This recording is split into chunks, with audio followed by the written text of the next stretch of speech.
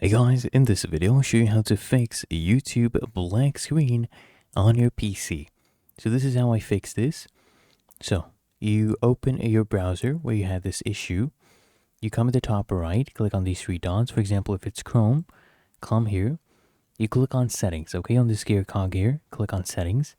And then from the left hand panel, just scroll down until you see system. Go ahead and click on system and check this out. Use graphics acceleration when available. You need to toggle this one off. This is actually what was causing the issue. And then you click here on relaunch. And then if you try YouTube again, usually it fixes the issue, okay? So essentially the GPU rendering, okay, if I come here, click on performance, it was actually causing the issue of the black screen. So otherwise, it's really that easy.